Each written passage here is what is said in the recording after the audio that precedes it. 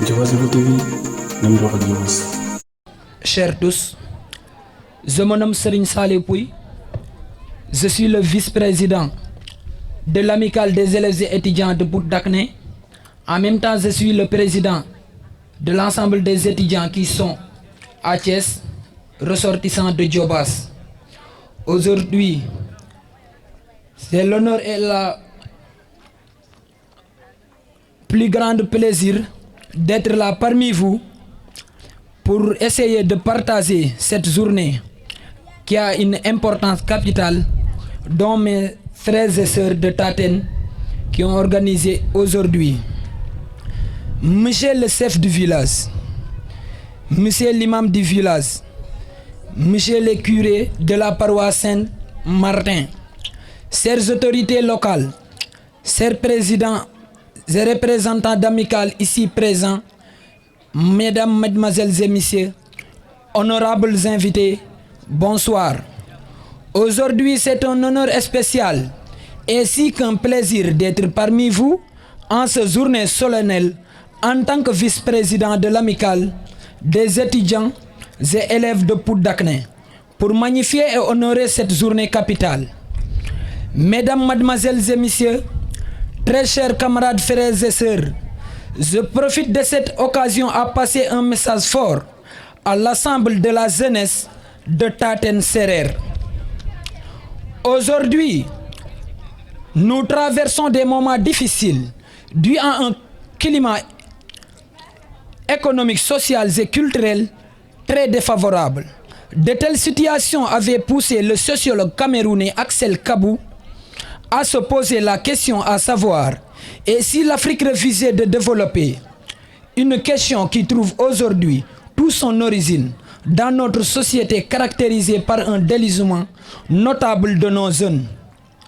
Sans rien enlever à la pertinence de la question, j'ose lui reprocher un peu son apparence manque de confiance à une jeunesse africaine qui, parce que héritier d'idéologie et de mental ficelle, résignant, fataliste et passéiste, serait dans l'incapacité de faire mouvoir le continent dans le développement durable. Est-il besoin de vous préciser, mesdames et messieurs, que je me refuse à cette constante pessimiste qui est presque une négation à la volonté de toutes, à se constater une génération de toute une avenir de toute une localité. Et si l'Afrique et sa jeunesse ne refusaient pas le développement, peut-on d'ailleurs le refuser? Ce n'est que semblant, d'autant plus crucial qu'entre tradition et modernité, entre désir occidental et souci de sévertir, avec rupture abrupte avec de coutumes. Cependant, parce que le gain d'un tel pari présupposait au départ une parfaite connaissance de nos valeurs positives traditionnelles, parce que ces mêmes valeurs sont souvent méconnues ou mal perçues des jeunes générations, parce que ces mêmes valeurs accusées de surtout parce que lui accusé d'être très pressé et me semble le parti le plus urgent d'humeur, la préservation de nos valeurs et la culture en tout jeune de l'agrégation patience. Maintenant, venons à nos mots patience. La patience, ce mot magnifique qui revient dans le Saint-Coran près de 70 fois, est donc un élément crucial pour une jeunesse de formation. Il est clair que ce pays a besoin d'une jeune travailleuse, une jeune assoiffée de réussite, une jeune motivée, déterminée et bien cultivée, mais surtout une jeunesse patiente, car lorsqu'ils ne sont pas très vite réorientés, finissent pour nous mener dans l'obscurité. Comme le désir Jean Angalal.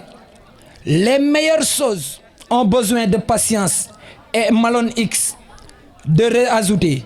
L'illumination crée la compréhension crée l'amour, l'amour crée la patience et la patience crée l'unité. Alors, il est clair, d'abord,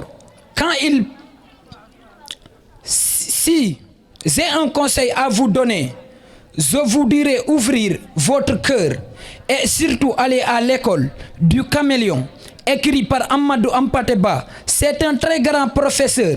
Si vous l'observez, vous verrez qu'est-ce que le caméléon. D'abord, quand il prend une direction, il ne détourne jamais sa tête.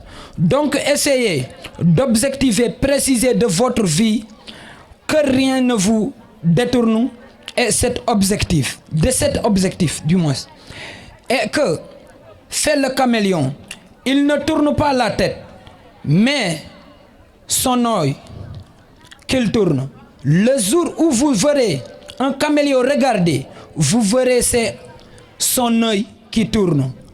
Il garde en haut, il ne regarde en bas.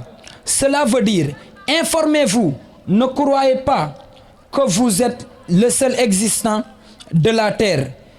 Il y a toute l'ambition autour de vous. Chers camarades, élèves étudiants, honorables invités, permettez-moi de réitérer mes remerciements avec la citation Henri Wellberger qui disait « La reconnaissance est la plus belle fleur qui jaillit de l'âme ». Et pour finir, n'oubliez jamais de cette affirmation d'Albert Einstein. C'est le devoir de tout un chacun de rendre au monde au moins autant qu'il a reçu. Merci de votre aimable attention. Que la fête soit belle et continue à être belle. Diobass Info TV, nañu wax ak Diobass.